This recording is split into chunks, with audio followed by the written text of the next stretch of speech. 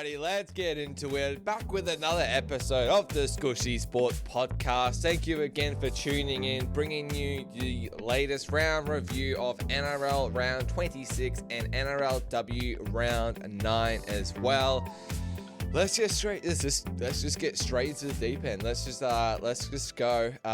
We'll review the ladder first. And breaking news, it's finally happened. I did not think this would be happening at the start of the year, mid-year, even with 6 or 7 weeks ago. I thought they would just flutter, something would happen, they'll lose some energy. The Canberra Raiders are the 2025 NRL Minor Premiers. Holy shit! I did not see this coming from a million miles away pre-season. I was so off on this. I think myself and everyone pretty much in the media included either had Raiders definitely in the bottom 8, even in the bottom 4, and of course the Wooden Spoon. They were like second favourite for Wooden Spoon. There's always talks with them pre-season about them getting the Wooden Spoon, and they've just come out and won the fucking minor premiership. Like, an outstanding effort. Massive shout out to Ricky Stewart and his team. Joe Tarpanay, the captain, just an unbelievable effort, and I think they've been the best team all season. They thoroughly deserve it. They've had the best record against top 8 teams. They've absolutely smashed out the park. What have they won? They've won 19, lost 4, had their 3 byes. They've got 1 game left. They've secured up the minor premiership. They head up to Redcliffe, play Dolphins. They will be resting. That Sticky has said that they will be resting. They will rest up either at least 4, could be 8 or 9 players. Just rest the 8 or 9. Like, you've got a chance to win the premiership now. It's such an open competition. You've got yourself a home final. Whether that's going to be against the Broncos or the Sharks, even the Warriors maybe. You've got that locked in. You're going to be favourites for week 1 down in Canberra to have a home prelim to then get into a grand final. So they are 2 home wins away from reaching the 2025 NRL grand final.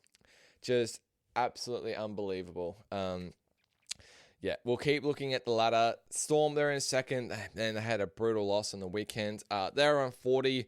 Looks like they will be pretty much locked into second. They've got a 90 points difference over the Doggies, so I can't see that changing over 1 week. Have to be some excruciating loss for Storm and a massive win for the Bulldogs for them to swap.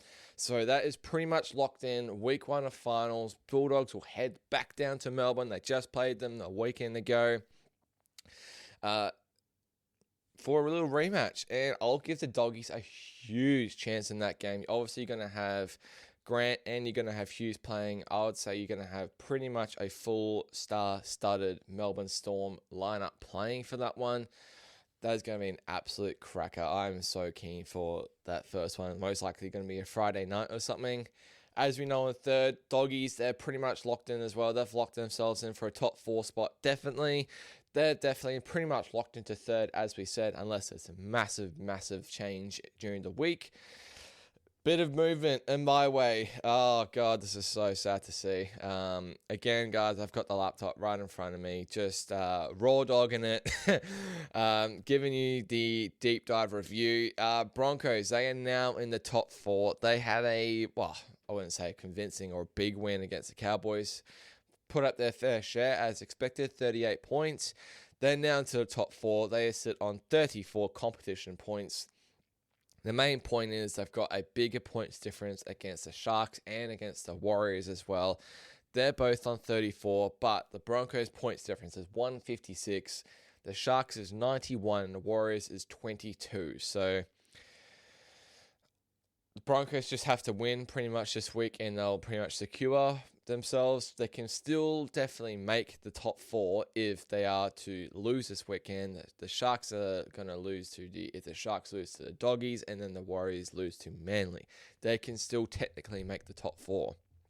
However, if you're looking from a Sharks or a Warriors perspective even, the Sharks are definitely going to pretty much need the Broncos to lose against the Storm on Friday night, and then the Warriors are going to need the Sharks and the Broncos to lose. And they have to win against Manly in Manly as underdogs to try and get back into the top 4. So if we're looking at how the ladder is now, and we're looking at a finals perspective to stop the comp right now, you'd have Raiders versus Broncos in week 1, Storm versus Bulldogs in your top 4. They both get a second chance. We've got Sharks against Roosters, and we've got Warriors against Panthers. Jeez, that was just the worst. Like, if we're talking about my matchups, personally, what I want to see for the Warriors, I can't ask for anything almost worse than having, I guess going to Sydney would be worse, but home game in New Zealand against the 4-time premiers. They're going to be, I think they'll absolutely smash the Dragons too this weekend. So that's a scary, scary sight. Oh, God. So, yeah, Warriors are in 6th. Panthers, they're in 7th. They cannot finish any higher than 7th as well. They are also definitely locked in for the top 8. They will be making the finals. They were sitting literally last after about 10 or 11 rounds, maybe even 12. Literally the most fucking insane thing we've ever seen. We thought the Panthers were actually going to get bottom 4 or the wooden spoon. We thought they were definitely going to miss the top 8. Like, I thought they were going to miss the top 8, 100%.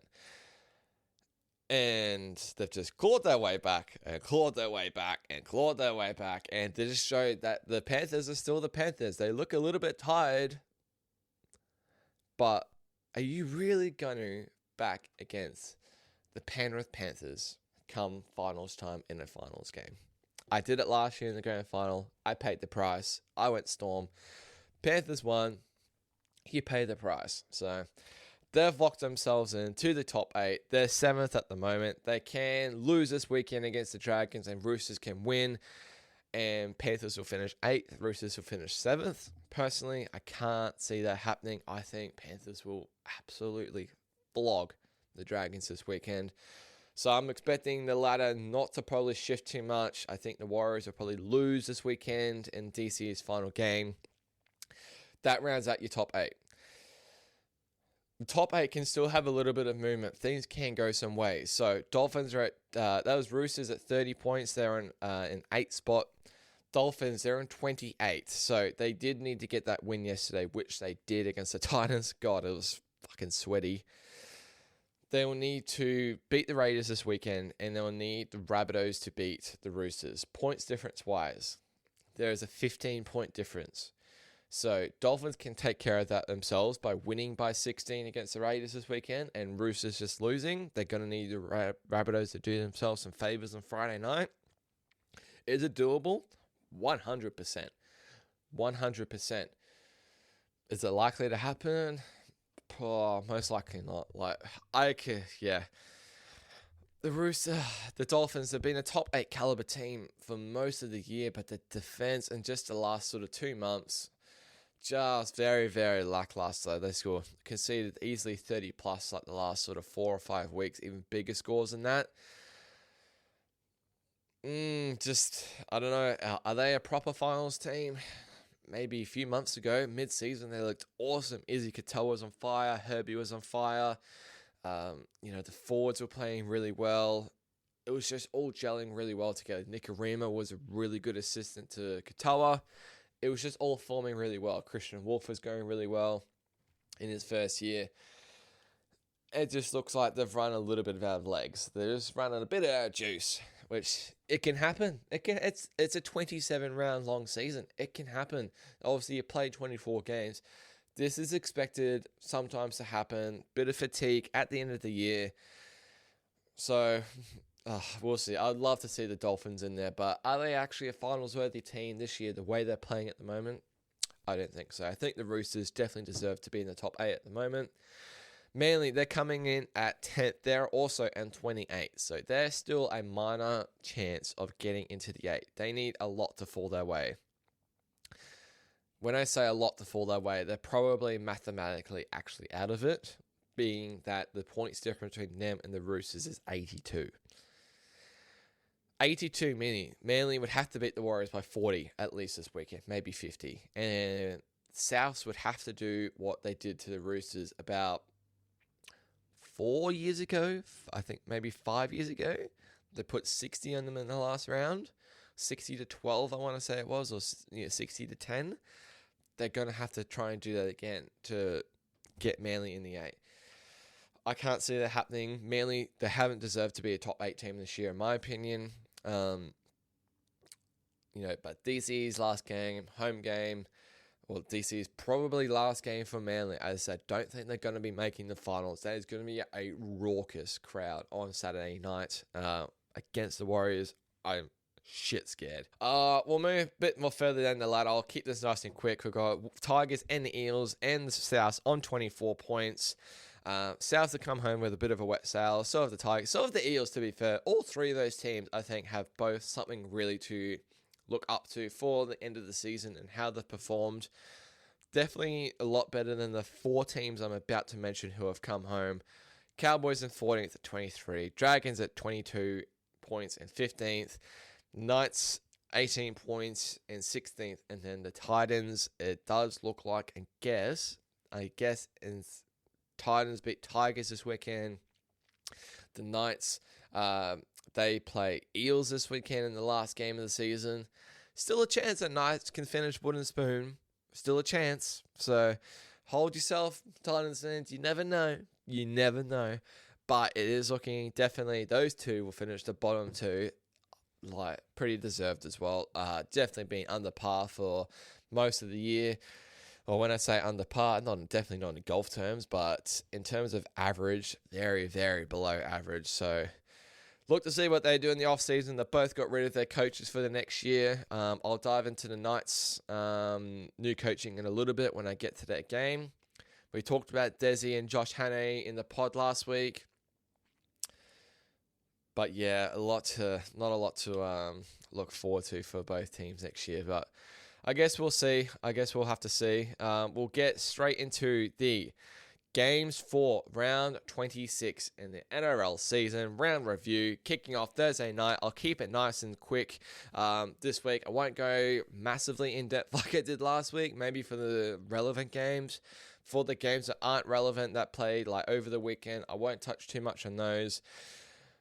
Doggies against Panthers, 28-4, Thursday night. We knew the Panthers were completely depleted. Well, not depleted, like they made the decision. Ivan Cleary made the decision pre-game on Tuesday to completely rest the whole team. 16 players did not play. It was essentially the New South Wales Cup team, straight up playing. I believe they had 6 debutants, and in all honesty, like these Panthers players put up a really, really good fight. I think they have a lot to lift their head about. I think they put in a really solid. It definitely looks like they absolutely tried their guts out for their first game, pretty much in NRL. And whether they get the opportunity to play NRL ever again, I'm not sure. So they had to take the event. They had to take the opportunity. I believe they did. But at the end of the day, the Bulldogs, they just did what they had to do. Get in, get out, 28-4, nothing special whatsoever. Do not believe they played their absolute 10 out of 10 game at all. I don't believe they were a 5 out of 10. As I said, 6, 7 out of 10. Got in, got the job done, 28-4, did what they needed to do, which is get the win, lock up the top 4. Pretty much, as I said, lock up the matchup next week to go back down to Melbourne. Play the Storm again for finals week 1. But as I said, got in, got the job done. Few notables for me. Jacob Preston got a hat-trick, 3 tries. He was an absolute weapon. He absolutely destroyed that Panthers left edge. Galvin,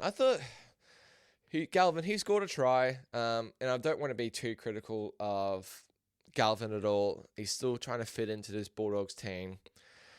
He scored a try. He scored a really good support try. Did he do a whole lot? I don't think so. He still went for 19 runs. He still had 19 runs for 144 meters. Had a line break, couple line break assists. He did have a try assist. So stats-wise, I thought he was quite, you could say had a solid game. On the actual field, I thought he was, just okay. Did what he had to do. Did what he had to do as a 7. So Matty Burton as well. He had a try. He had a line break try. I saw a stat actually after this game. I think he's got about 4 try assists this season, which I know he's not that kind of player at 5'8", but man, 4 try assists from your 5'8". I know he played 1 game at center. It's I don't know, especially coming to finals time, but I guess he's a running ball player, right? I guess he's not going to be the type of player that gives assists and puts players through. What do you have? He had 14 runs, 166 meters, 56 post contact, had a line break, couple tackle breaks in there. The other standouts, Crichton, I thought he was very, very solid as well. As per usual, he's probably one of the best centers in the game. 14 runs for him, just got in, got the job done. 20 runs from Jacob Carraz, 180 meters. He just keeps doing the damn thing. Max King. Actually, let's look at their forwards. Max King, 18 runs, 176 meters.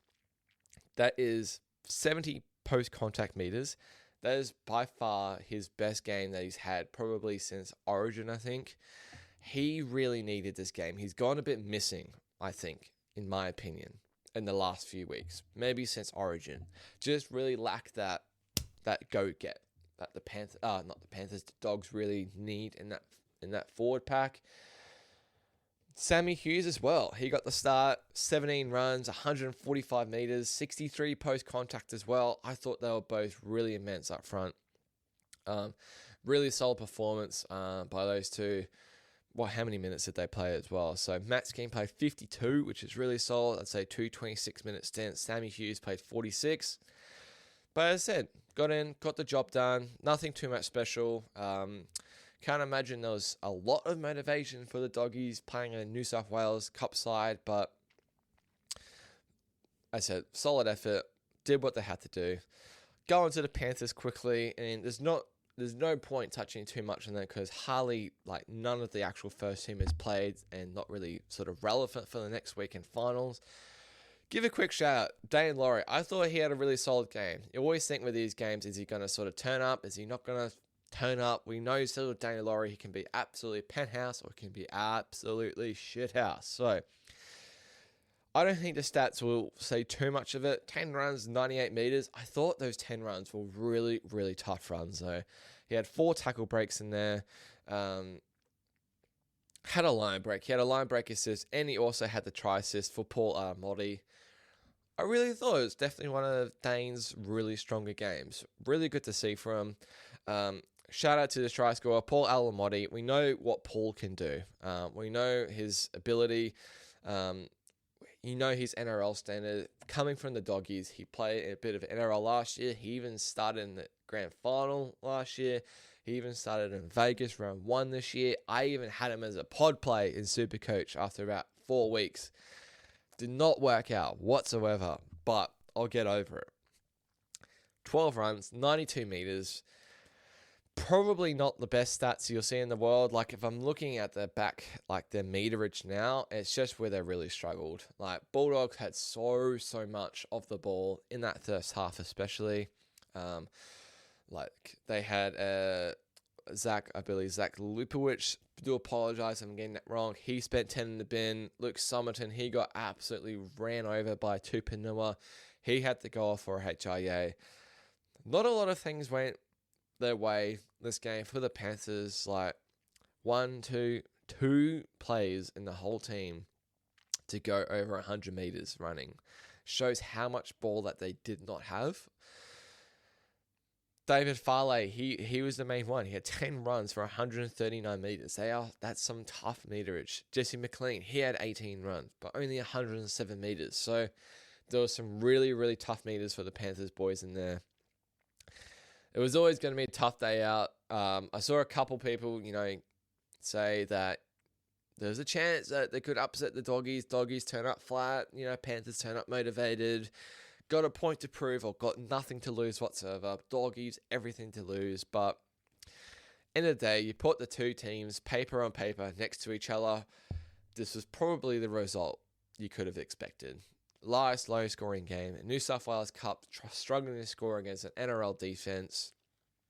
Line went out to 20.5 in the end. Doggies get the cover in the last.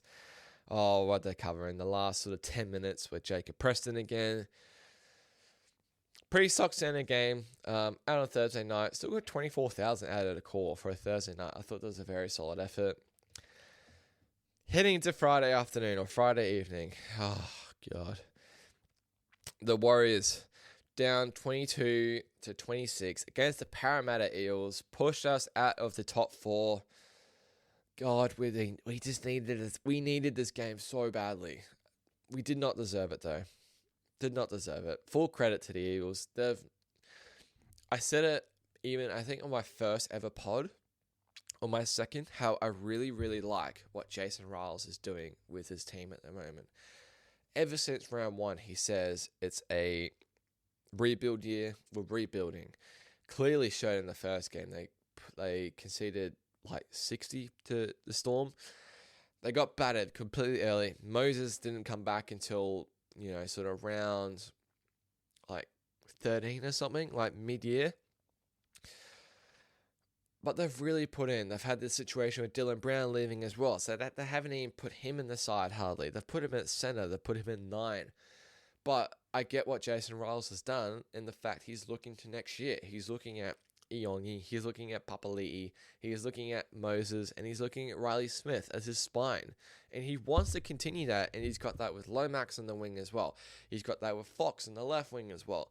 I really, really like where the Parramatta Eels are going for next year, and I think this is probably the 3rd show in a row I am saying the Parramatta Eels will make the top 8 in 2026. I fully believe that. Look at the way they've played. They've just gone to New Zealand and they've just topped off a potential, you could say they're not playing at top 4 at the moment, but they were a top 4 team, definitely a top 8 team, gone to New Zealand and beaten them. And they deserved it too. They were the better team. I'll go into the Eels very quickly. Iongi, he had 2 tries. He was awesome. Josh Adokar in his 200th game. 105-metre try. I believe it was Rocco Berry. Tried to put it down. Didn't put it down. Fox just picks the ball up and sprints down the other end. Like, good on you. First try of the game. 6-0. Straight off the bat. Thanks for coming in the 3rd minute. Kind of just set the tone for the rest of the game. And some really impressive performances. He didn't score a try. Zach Lomax, though. Back to doing his thing, I think. 24 runs, 241 metres, 104 post-contact metres. That is an immense game. 1 tackle break. So he had some really tough runs in there. He didn't have any big line breaks or any big runs or anything. Just out of the backfield, getting that meterage for Parramatta to get them out of their half and get them into territory, get them with the positive advantage. Fox as well, I know he had that big run, 13 runs, 189 metres. He was immense as well. He was always going to be tricky. But your big difference, like we're talking about the Panthers from last game to this game, you had 8 players run over 100 metres. Over half their team ran for over 100 metres in this game. Jermaine Hopgood and Junior Barlow, they got close to 100. Kelma Tuolangi, Jack Williams, and Dylan Walker, they're 11, 12, and 13, all clipped 100. All over 10 runs each. They were immense. They really got involved. Matt Dury, Charlie Garmer, even off the bench, both had 12 runs for 108 metres and 102 metres. I really like where this Eels team is going for next year. They look like they're playing some really solid footy. Realize they've got their identity as well. Looks like they've nailed their spine in for the next sort of couple years at least. Looks like Riley, he's really coming into his own as well, starting to make some runs at dummy half, which is what we didn't see at the start of the year. That was all really good to see. Just going to quickly look at the tackles. Jermaine Hopgood, holy shit, 61 tackles, 1 missed. 1 missed tackle for Jermaine Hopgood, 96.83 tackle efficiency. Guys, apart from Fox, who made like 4 tackles, that was the best efficiency in the whole team, and he made 61 tackles. Riley Smith, he made 45. Just really impressive by Parramatta. Fully deserved the win, in my opinion. Even though it's against my Warriors, I should be biased, but no, not at all. Eagles fully deserved it. Credit to them. Tip my hat off. Good on you. We'll get into my Warriors. Just super disappointing when we needed it. When we needed the boys to turn up, put on a solid performance. They just didn't do it. Just looked lackluster. It was nowhere near what we saw last week. Yes, that was against the Titans, but nowhere near what we saw last week. The try at the end, or the no try at the end. Was it tipped? Was it not tipped? Did it go backwards? Did it go forwards? By Vaimunga for that try. Or that no try, sorry. And straight away, I was blowing up the Lux. I thought, it's been given a try. How can you send this to the bunker? How can you send this to the bunker and reverse the decision and say that he's touched it when it doesn't even look like he's touched it? We know the bunker has different camera angles to us. They have more available to them. When you slow it down, you can see the fingertips like slightly move. You can. Hate to admit it as a Warriors fan. When you slow it down, Vaimunga even came out after the game. He said he admitted to touching it. However, did it go forward? This is going to be the tricky one, is how can a little tip like that propel the ball forward in a way? Yes, was the ball going forward in a way like that? Was it going straight up and straight down? How can you say that like went forward? You know what I mean? Like it's just grace the fingertips. There would have been zero deflection whatsoever. So such a hard call in my opinion. It was a big call on the spot. Yes, it touched him, but I think I'll have nightmares about that one for a little bit, especially if we don't finish top 4. Leka Halasima off the bench, 2 tries. He keeps doing the damn thing. He is just immense. He is so good to see. Roger, he scored a really good try as well. But yeah, just so disappointed. So disappointed. I'll talk about some good things though. As I just said, Leka, he had 2 tries. Roger, he scored a really good try. Thought Fish had an awesome game. This is what I wanted to see from Fish the last few weeks. I just didn't think he quite had it the last few weeks, especially as our captain when we needed it. He turned up. 23 runs, 195 meters, 75 post-contact meters. Exactly what you want to see from your middle forward, your beast forward, and your captain as well. 27 tackles to go along with that. 58 minutes in the middle as well. I was really happy with Fish. You could clearly see there was more firepower in him. He really wanted to prove a point and go up against this Eels forward pack. Roger, again, 29 runs, 299 meters, 102 post-contact. Keeps doing the damn thing. It's about 4 or 5 weeks in a row now. He's gone at least above 250 meters, if not above 300. I know he's definitely gone above 300 in a couple.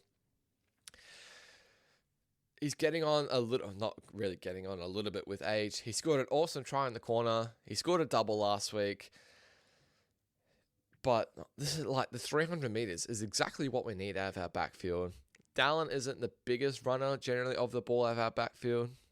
Roger also had 2 line breaks, 8 tackle breaks in there as well. He was immense. Charles Nickel-Kluxtar. Charles, we get these games from him, not every now and then, because I don't think he's not consistently doing this as well. By all means, this is so hard to do consistently. 32 runs, 328 meters. And I'm going off NRL.com stats, by the way, guys. 113 post-contact meters, 3 tackle breaks. He didn't even have a line break. He didn't have a big run at all. He just got in, got the mahi done, got the work done. He was awesome for us. Really good meterage out of our backfield. I thought this was one of Dallin's better games. Did he score? No. Is he known for his scoring? Yes. Is he known for his finishing? Yes. Is he known for his run out of the backfield? Not particularly. 17 runs, 172 meters, 63 post-contact. Really, really hard to argue against that. What I want to see from Dallin for a little bit now, was really good to see. Hope he continues it this week. I hope he continues it for first week of finals. Hopefully second week of finals if we get there, touch wood. Adam Pompey, he had a really nice try. 13 runs, 150 metres, 53 post-contact. Thought Rocco Berry, I thought he was probably a tiny bit disappointing. He bombed that try or didn't put the ball down in the first couple of minutes, which led to Fox going down the other end and scoring. He only had 9 runs for 83 metres. He's always generally sort of battling some sort of injury, I guess. Apparently had a niggle last week in a game at the end of the game. He looked pretty healthy most of this game. He played the full 80 minutes, but just wasn't quite up to scratch there. Chanel and Tanner, I thought he was okay. I thought he had a line break, he had a try assist. Tanner, he had 2 line break assists, 2 try assists, but we're clearly missing Metcalf. Just that extra little X factor, just that extra little bit of speed, just that extra little bit of, it almost feels like finesse these days into our attack, just to sort of create, a bit of magic. So, obviously, Tanner had the 2 assists to Lecker, I believe, and Chanel had the assist to Roger. Tanner with one of the kicks, and then he put Lecker through, which is really cool. But yeah, just a little bit disappointing. Dimitri Valmunga looks like he started, I believe. Or no, he didn't start. He was a late switch to the bench. He got 34 minutes. Dimitri, he's really coming to his own. I've really liked Dimitri, the way he sort of progressed, sort of coming into the year. Bit of a lackluster game. 3 runs in that 34 minutes from him. Didn't produce as much as I sort of desired. Aaron Clark keeps doing the damn thing. He only played 48 minutes, right? He only played 48. So Fish played more than him. And this is that lock. 13 runs, 134 meters. 61 post-contact in 48 minutes of footy to go along with 28 tackles and 2 missed. Just crazy. He's been our best player of the year, I think, in my opinion. He's very, very good chance for a Dally M lock of the year. He's been the absolute signing of the year.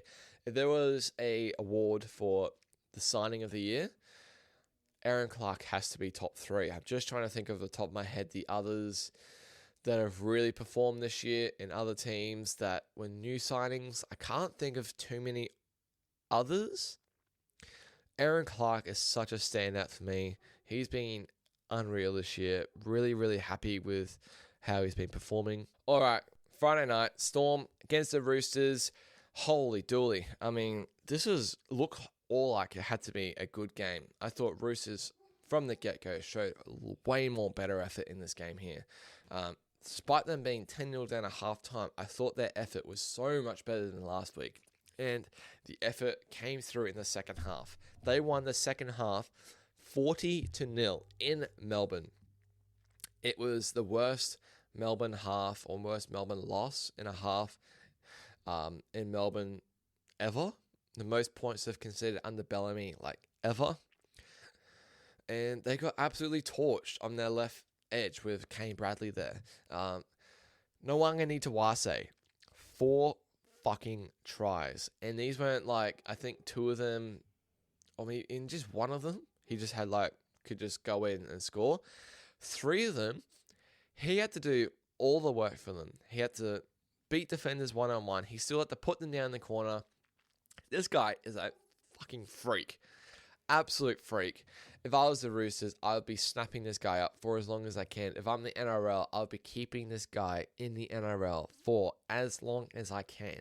I cannot believe the Wallabies and New South Wales Rugby, being the Waratahs, let this guy go.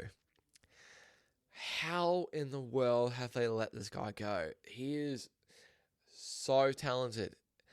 He's got a tiny bit of work left to do on other aspects of his game. But in terms of finishing ability and try-scoring ability, he is top 5 winger in the league. No questions asked whatsoever. I think they scored 5 or 6 tries on that right side on Friday night.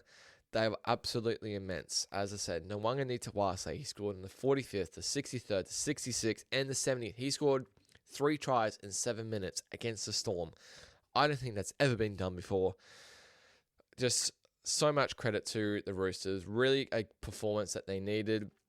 And Storm, I know they were missing Grant. I know they were missing Hughes. Makes such a big difference to their attack by far. And they just really struggled. Grant Anderson, Sean Bloor scored. But again, look at their meters now. 1, 2, 3 went over 100. Sorry, 4 went over 100.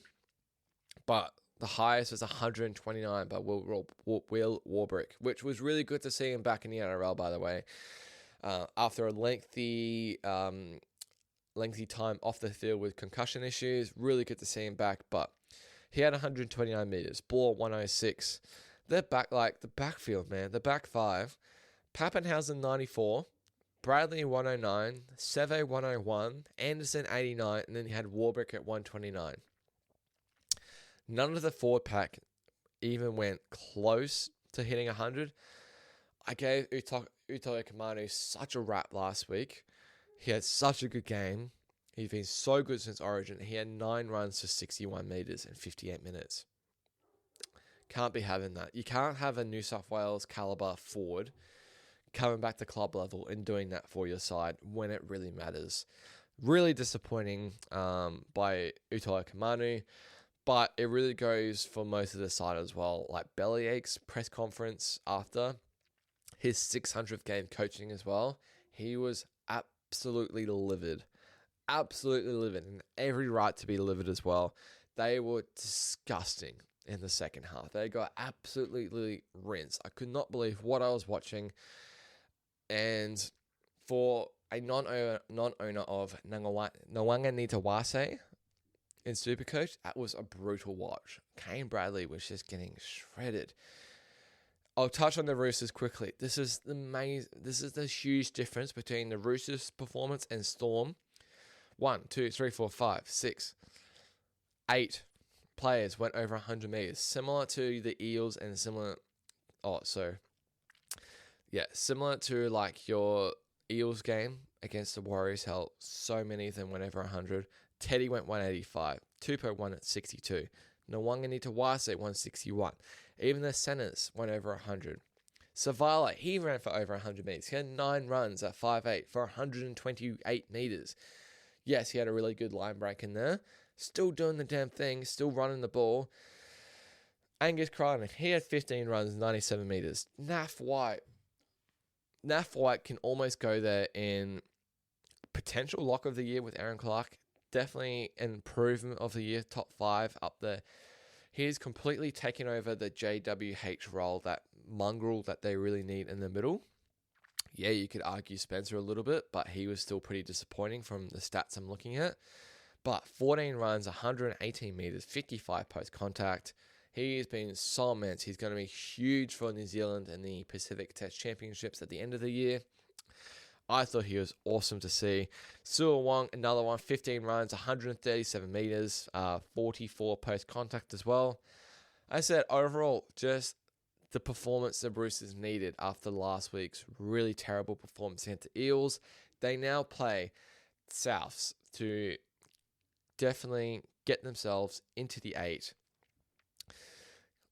I think they should do it. They're 8.5 point favourites at the moment. They should definitely be beating the Storm 100%. Quickly touch Raiders against the Tigers. We already touched on the Raiders a little bit at the start. Haven't touched on that game too much. They played Tigers to win the minor premiership 3 p.m. on Saturday afternoon. They won 24-10. And honestly, they came straight at the blocks. They scored. They were 6-0 up. Buller scored a really good reply. It was 12-10 at halftime to the Raiders. So, again, not the best first half performance. Raiders were in it. The opposing team against the Raiders were in it. And then again, the Raiders just do their damn thing, as they have in the second halves. A minor premiership second half, or premiership second half, as Ricky would like to say. They won at 12-0. And it's not about the 12, it's about the 0. 0 points conceded in the second half when you needed a half to go win your minor premiership was huge. And that is huge confidence boosting for the Raiders team coming into finals time. Let's just get straight into the Raiders. Really good performances all around. I'll start off with Ethan Strange, because Ethan Strange has just been absolutely killing it. He scored another try. He scored another blistering try. He was just everywhere again. He's such an X factor to this team at the moment. He's been such a massive improvement this year. He even started the season not that well, and he's really just come onto his own. Definitely a potential New South Wales Smoky 6 in the future in a few years' time. But standout performances, the big papa in the middle. When Sticky grabs this guy pre-game and says, "Papa, I need a big game for you," you know Papa's not going to let him down. 51 minutes, 18 runs, 157 meters, 68 post-contact meters. The Bash boys at the front, Papali'i and Tarpany, absolutely fucking killed it. They just did exactly what they had to do. Nothing special. Got in, got their job done, did the hard work. Joe Tarpany, along with that, 17 runs, 161 meters, 76 post contact, had a line break in there, had a try assist as well. He was just absolutely everywhere. 29 tackles for Tarpany as well. Just so many solid performances from this team against the Tigers in this game. Huddy Young, I thought he had a really, really good game. 21, he didn't even score. 21 runs, 163 meters, 47 post-contact. 21 runs for an edge is just getting so involved. 31 tackles and 2 missed to go along with that. I thought he was really good. Horse, he got over the line. He scored a try. He was playing lock for them. He played 54 minutes, 16 runs, 120 meters. He was really immense. Sasangi, he was a late switch to center. This is a edge back rower playing late start into center. He was able to actually score. He had 12 runs, 113 meters. 2 line breaks to go with that as well. Filling in last minute for, I believe, Sebastian Chris. He was a late out. Awesome performance by Simi Sasangi in there at center. As I said, Raiders, they clinched a minor premiership. A really, really solid performance. They've definitely locked up the minor premiership. 2 home finals now. They are 2 wins away from the grand final, guys. 2 wins away. Tigers-wise, I thought they were really solid. It's just, I thought there's just, at the end of the day, the Raiders are just a better footy team. They scored a beautiful try with Buller. They scored a beautiful try with Skelton as well. They were really in it at halftime and just didn't quite have the edge there in the second half. Just didn't quite have the finishing ability to try and finish it off. Thought Terrell May, he played 77 meters, but he had 14 runs, 121 meters, 29 post contact. You can kind of forgive him because he's played so many minutes this year. He had 59 tackles and 1 missed. 59 fucking tackles and 1 missed. Appy, he had 61 tackles. He was everywhere as well. I'm not disappointed by the Tigers' performance at all. Really encouraging. They have a really encouraging finish to their season. They've got the Titans next week. I think on paper at the moment, they should definitely be beating the Titans next week. So yeah, next game, Saturday afternoon, Dragons and Manly. But look, this is probably 2 teams that, Dragons aren't making the finals. Manly probably not making the finals. I won't talk about this one too much. Just what you sort of expected from a Dragons-Manly game at the back end when probably both teams aren't making finals. Super high-scoring game. And just 2 teams who probably do not deserve to be in the top 8 this year. Probably two teams who are not that kind of caliber yet. 22-6 at halftime to Manly. Manly went straight at the blocks. They went 6-0 straight up. Dragons replied really well. It was 6-all after about 10 minutes. And then Manly just played really well for the rest of the half. They scored 3 tries, after 22-6. Looked like they were absolutely flying. Believe the second half was 18 apiece, so 36 points in the second half when you both haven't got good defenses. You both got attacks that can go the length of the field. It's probably what you'd sort of expect. So Any sort of standouts we had? I mean, Cherry Evans, he scored a really nice try. He went 6 from 7 on conversions as well.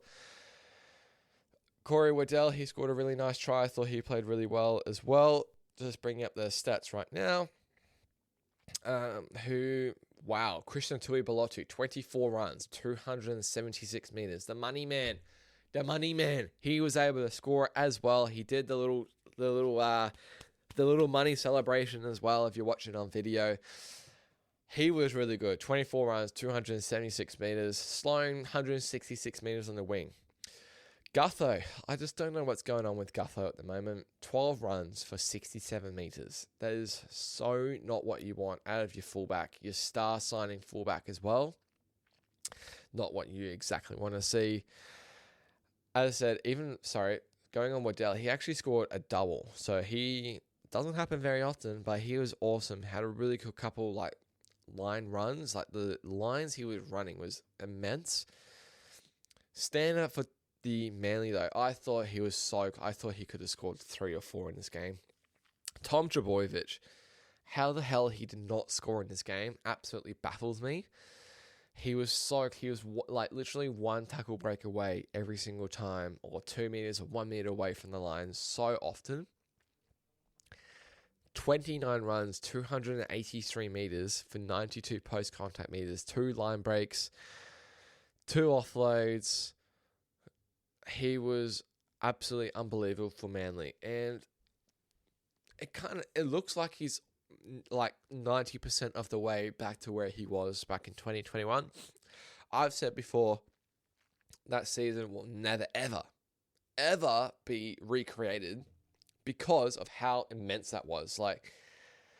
That season was insane, but 29 runs from a fullback who's had injuries his whole career, still lingering around with his hamstring.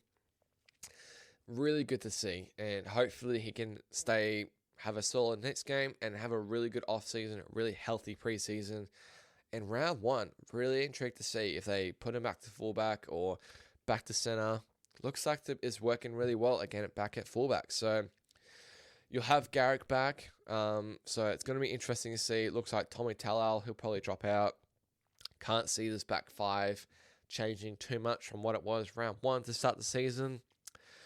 Thought Takiaho in the middle, he was really good. 132 meters and 13 runs. As I said, Waddell, 17 runs, 157 meters, 60 post-contact, 2 line breaks to go with it, 2 tackle breaks. He was really immense.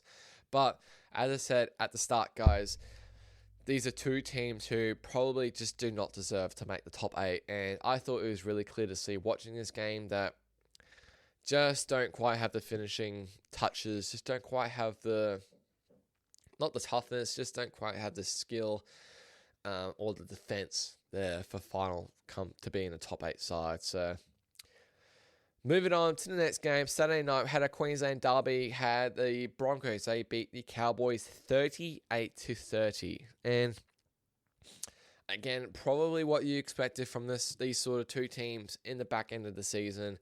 Broncos are scoring points for fucking fun at the moment, and Cowboys are conceding points for fun at the moment, and they also score for fun as well. It was 22-18 at halftime. We had 68 points in this game. The total was set at in the 40s, which was a joke. As I said, it was 40 points in the first half. Broncos came straight out of the block. Shibasaki scored. Katoni scored as well in the 9th minute. It was about 12-0 after 10 minutes, and you thought, here we go. The Broncos are just going to absolutely smash us out of the park. Fair play to Cowboys. They hung in, and they hung in. But again, it just hasn't been their year. They just haven't had the defense. They haven't had that punch to go and beat a top 8 team or a top 4 team away on the road. Just haven't had it there. And I mean, there's a lot of running in this game, right? I mean, a standout is Jason Tamalolo. Is he back? Is Jason Tamalolo back? 22 runs, 199 meters, 76 post-contact meters. Played 51 minutes as well. He was a beast. He was like what we remembered a few years ago, 4 or 5 years ago. He was unreal for the Cowboys. That was really good to see. He only made 14 tackles in that 51 minutes, but it's the 200 meters of running and the 22 runs that he had, which makes a huge difference. Sammy Valame, 176 on the wing. Braden Burns, he keeps doing the damn thing. He scored again, 162 meters in running. But yeah, just a bit of a blasé performance against the Cowboys. Like Broncos, again, just finishing touches. The defense is a lot to be desired, leaves a lot to be left desired, especially coming into finals time. If they're going to finish top 4, it's really good for them. They're going to get a second chance. They're going to go down to Canberra at this stage in week 1. And at this stage, Raiders will put probably 30 on them. I don't see how the Raiders don't put a good score on them. Reece Walsh, though, he has been on absolute fire at the moment. He's probably going to start as the most expensive player in Supercoach next season. He's about over 900k going into the last round. 20 runs, 202 meters. He had a try, 5 conversions. Did he have any assists in there? He had 5 line break assists, so he didn't even have a line break himself. He had 2 try assists, 10 tackle breaks. Absolutely back to his brilliant best that we know. Really coming into his own since Adam Reynolds and Ezra went down with injuries. He's really stepped up and really matured, which is really good to see. Thought Karapani, he had a really good game as well. 200 meters. All that back 5 went over 150 meters, which exactly what you want. Payne Haas, again, he scored. This dude, man. Apparently battling the flu during the week, bit sick. We saw footage, or not footage, saw a photo of him. He played golf during the week, I believe on the Thursday, their rest day. It was pretty much a green light that he was ready to go. There was actually some doubt he was going to be out for this game. He was fine, just battling a bit of a man flu. 64 meters, 11 runs, 149 meters. He scored an immense try. He just ran at John Bateman, just said, look, I'm running at you. Try and stop me if you can. And he just went straight through, straight under, 55 post contact. He had a line break in there, 6 tackle breaks. Like 6 tackle breaks for a forward running into the middles just should not happen. He had 1 offload in there as well. 35 tackles, 0 missed. God damn, he's just so fucking impressive. He does it week in and week out. Other standout performances. So yeah, really solid performance by the Broncos. Defense-wise, not so much, but their attack is absolutely blistering at the moment. At this stage, that is going to be a cracking Week 1's finals game against Canberra if they do win next week against the Storm. All right, heading into Sunday afternoon, I was not able to watch this game, unfortunately. Watched little snippets of it here and there. Sharkies defeat the Newcastle Knights 40-16, and I'll touch on the Knights quickly. Adam O'Brien, during the week, has been given the sack. He will not be the Newcastle Knight coach in Vegas round 1 next year. Looks like Blake Green is taking over temporarily for this week, or the weekend gone, and for next week. I've heard rumours, it does look like Justin Holbrook is the favourite to be the next coach. He was as we know, he won a couple premierships with St. Helens. I believe he won 3 in a row there. You're more than welcome to correct me on that. May have been 4 even. He came down to Gold Coast about a few years ago. Really struggled at the Gold Coast as the head coach, as most coaches do struggle with the Titans. He got the sack from the Titans, not a big tenure there at all. Assistant coach now at the Roosters, been there for a couple years. Now looks like he'll get another opportunity to coach a head coach in the NRL. It will be the Knights next year. He looks like he will be at Vegas next year in round 1. And I really like Justin Holbrook, but this guy has an immense job to do. He has got a huge off-season to manage this team and figure out ways to bring this team together to be a top 8 caliber team.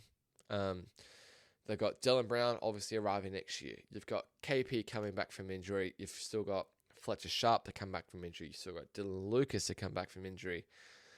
Who's going to be your number 9? It probably looks like Phoenix Crossland with Jaden Brayley leaving at the end of the year. who's going to be the 7? Is Dylan Brown going to be at 7? Is Fletcher Sharp going to be at 7? Is that swapping at 6? Is KP going to continue being the fullback? He's signed an extension. Leo Thompson's leaving as well. Kai Pierce-Paul is also leaving. Huge off-season for the Newcastle Knights. They've got, Holbrook has a huge task for next year and the next couple of years, if that is to be confirmed. Sharkies, I mean, they were 10-0 down after, 16 minutes? And from all accounts, they look like the Sharkies' performance that they just look absolutely frauds at. I use the word fraud probably violently just then. When I say fraud, I mean they're currently 5th. But we've seen it the last few years, the finishing top 4, finishing 5th, comes to finals time and they just can't beat a top 4. They just can't beat a top 4 side when it matters. They can't beat a good side when it matters. And you thought that again this week, they just had not turned up when they needed to, super flat. Once they scored their first try with AFB, they were able to score 2 more after that. So they actually went into halftime up 18-10, despite being down 10-0 after 20 minutes. And then the wheels just sort of fell off for Newcastle after that. Full time was 40-16 to Sharkies. Ronaldo, he scored a hat-trick, which was, for me, so annoying at the time in a head-to-head grand final with my mate. He had Ronaldo as well. He actually had the captaincy on Ronaldo pre-game, which, looking at it now, I believe would have gone close to him winning the actual matchup against me this week. So I would have been super intrigued to see what would have happened if he did captain Ronaldo. As I said, I wasn't able to watch too much of this game, guys, but Ronaldo, he scored a hat-trick. He was really good. Looking at backfield, 20 runs. He had 214 meters for 38 post-contact, 3 line breaks to go with his 3 tries. Really solid by Ronaldo. It looks like they just went left all day. Nico Hines, what I'm seeing here, 17 runs, 111 meters. You want to see the 17 runs by Nico. That is a really important factor coming to finals time, is Nico Hines running the football. He was a fullback back in before he was with the Storm. When he came in growing up, he was a fullback. When he came in to fill in for Pappenhausen, he was a fullback. And in a way, there seemed like this Jerome Hughes style in him. The Sharkies got him and put him straight to 7. He actually even won a Dally M at 7. But he's a running 7. He is a running halfback. I love to see 17 runs from Nico. What I don't love to see from Nico is the games where he's catching and passing to Trindle or to others. As soon as he gets space, he needs to run, and he is so elusive when he does run. So, shout out Tommy Hazelton, 16 runs, 137 meters, 44 post-contact meters. That was only in 39 minutes as well. Wow, what an effort. As I said, I won't touch too much on this game because I wasn't able to watch it. But Knights-wise, Fletcher Hunt and Fletcher Hunt and Greg Marzu scored their tries, and also Elijah Salisa Leamaona. Hopefully I'm not botching that. He came on late. I believe that was his first try as well, which you love to see. Put up a really solid effort, I guess, in that first 20 minutes. Like Leo Thompson, 17 runs, 136 meters, 66 post-contact. Jermaine McEwen, keep an eye on this guy. He played the whole 80 as well. He had 15 runs. But I said, a really big off-season for the Knights. Like, where did they go? Like, it's just really struggling to see where this team actually does go. Dan Gagai, like 10 runs, 72 meters as fullback. Like, come on, man. Like, what are we doing here? Really a big off-season for the Knights, so I can't see them improving too much next year. I'm really probably scared for how they'll go in Vegas round 1. Leaves a lot to be left desired for sure. And then the last game of the round, this was, if you could predict the scoreline for this game beforehand and how many points would be scored, I think you'll be pretty bang on. Dolphins defeat the Titans 36-30 at Suncorp Stadium yesterday afternoon. or Sunday afternoon. I'm recording this on Monday morning for you. Just the most Dolphins-Titans game you can imagine, just end to end. I mean, it looked like at the start of this game, after 10 minutes, it looked like Dolphins were going to put 60 on the Titans. It was literally 18-0 after 12 minutes. Trey Fuller, he scored. I don't know what happened to him pre-game. He came out the fucking blocks flying. He ran through for a try, dummy, stepped through, broke a tackle. He got through. Then he gets the ball from about his own 40 off a one-out pass from JMK and just absolutely darts. Just takes this little gap straight through in the middle. Absolutely outdone all the forwards, the tired forwards in the middle. Broke through, simple pass off the hammer. Trey Fuller was absolutely cooking to start this game. Absolutely cooking, which is what you love to see. But then, I don't know what happened. Just what we've seen, I guess, from the Dolphins. Just really poor defense. They let the Titans back into this game. Titans, they didn't score their first try until the 28th minute. So it was still 18-0 before that. It was 18-0. It was 18-all at halftime. So Kelly, DeGroot, and Foran scored all before halftime to send this game 18-all at halftime. Second half, it was again topsy-turvy. Dolphins scored the first two in the 10 minutes to start the second half, back out to 30-18.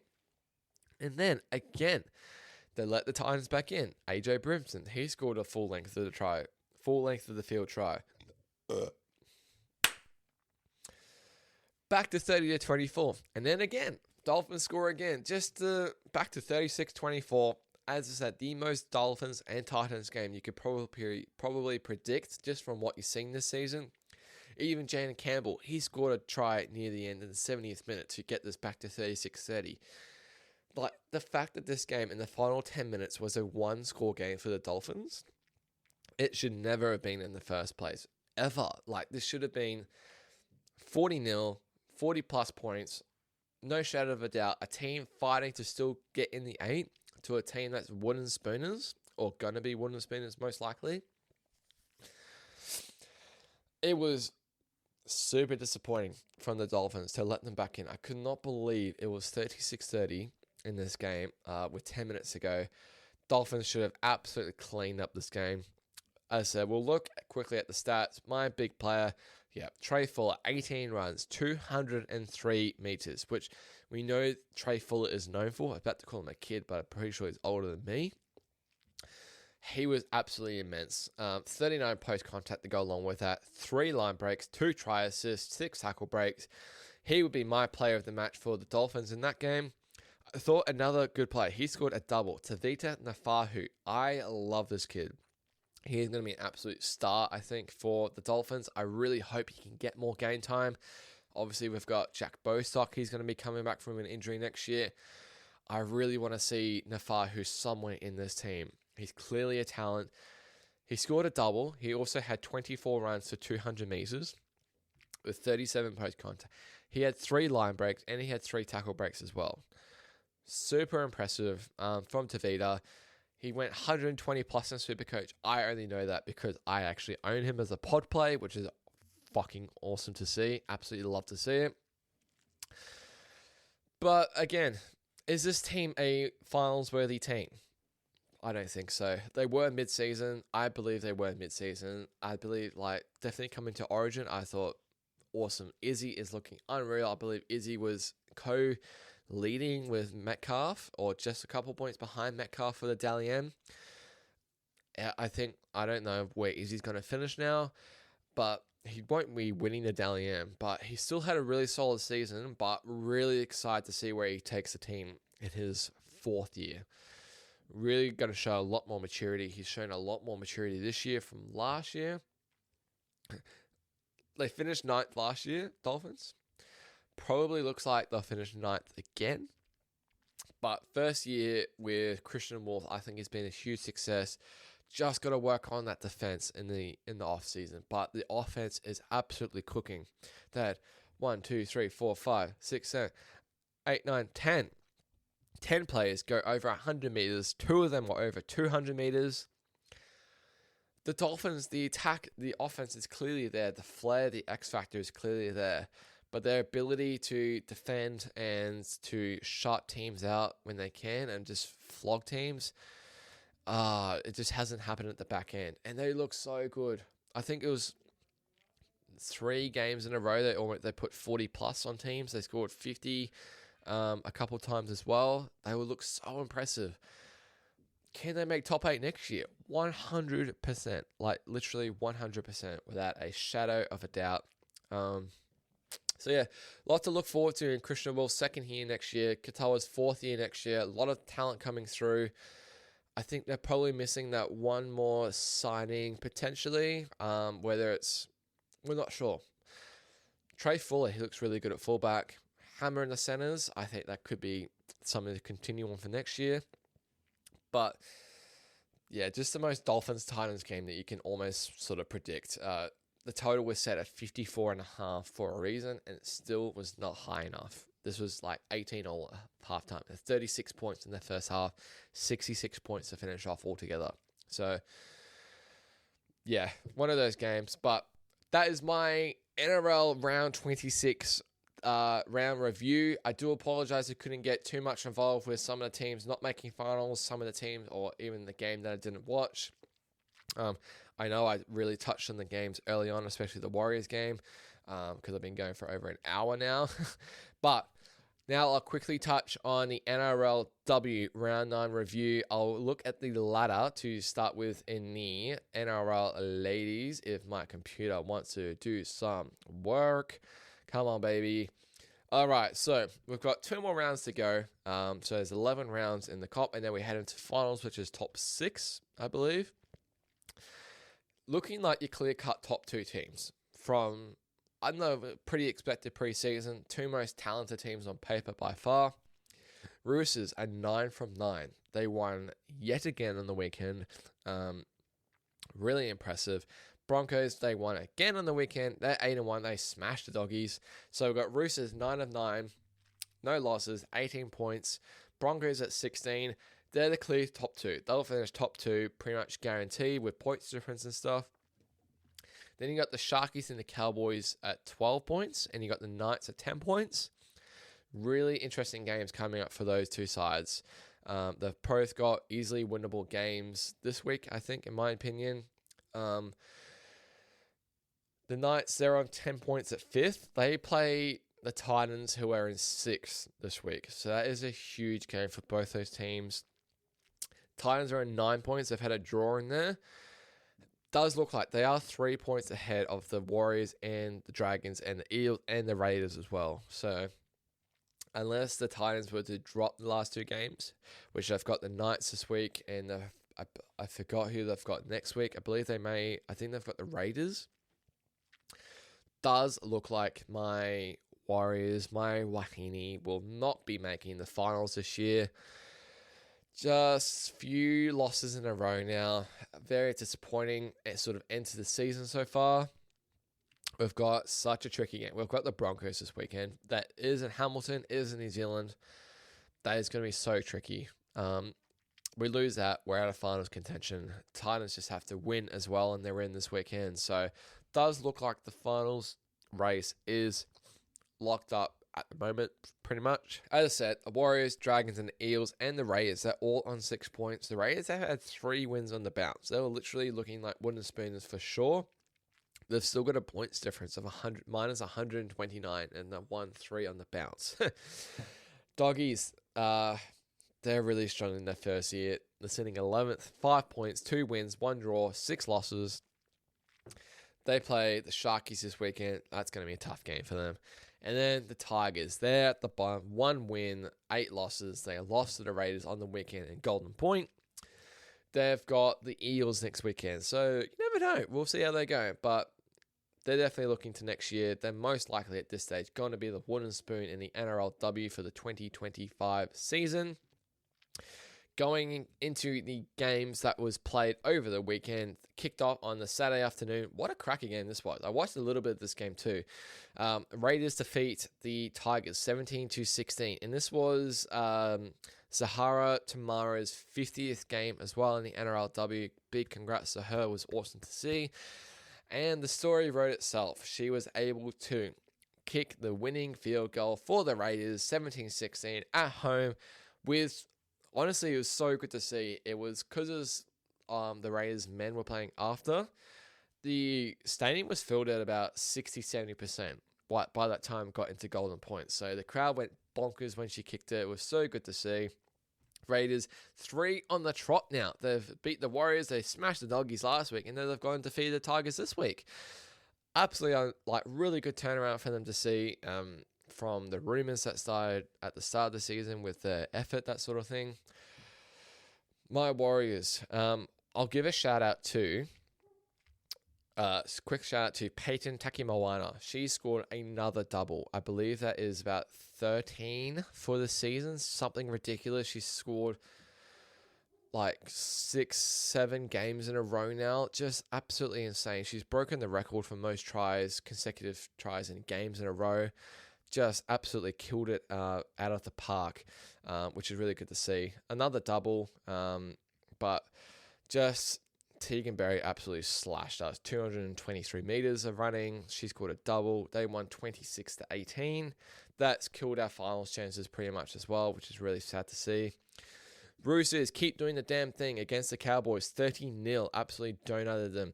Big talking point was their star player, Isabel Kelly. She celebrated her 50th game a couple weeks ago. She has a fractured cheekbone, I believe, so she'll be out for a few weeks. She copped a big blow.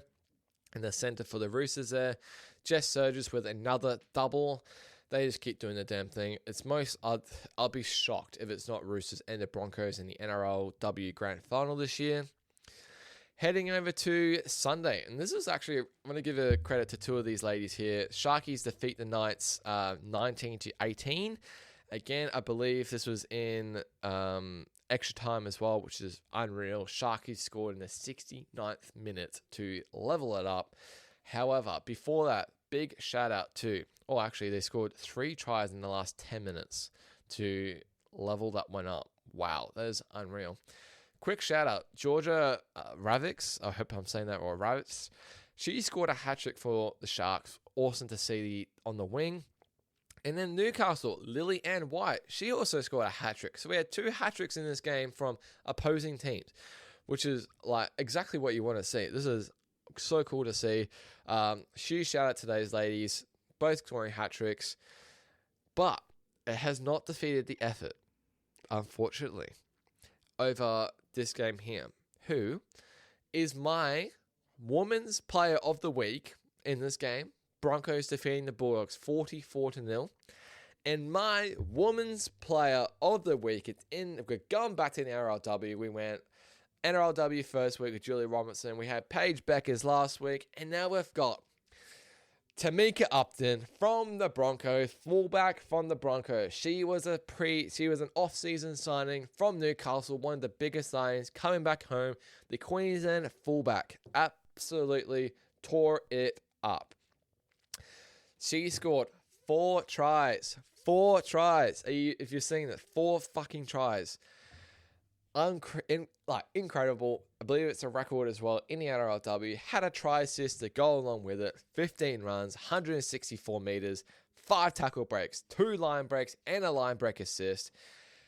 She was absolutely immense. They beat the Bulldogs 44-0, and it was 12-0 at halftime as well. So really got away from the Doggies there at halftime. And the try, I watched the highlights. The tries from Tamika were outstanding as well. Really good support play. Her pace is untouchable. She looks so much faster than anyone on the field. It almost looks like when you on like Rugby League 2 or like FIFA, you like changed all the settings so like your players are so much faster, and then you put the computer settings all the way down. It almost looked like that. It was like the pace was just so far different. It was crazy to see. No one was catching her. 4 tries, absolutely outstanding effort. I thought Keely Joseph as well had an awesome game. She made about like 60 tackles, I believe, or something. Let me just quickly get that up. Good one, Squishy. So she played 62 minutes. She scored a try. She has 16 runs, 152 meters, 41 post-contact meters, and she had 37 tackles to go along with it. Keely Joseph, she was absolutely outstanding for the Broncos ladies on the weekend. And rounding off the round, we had the Titans defeating the Eels 26-10.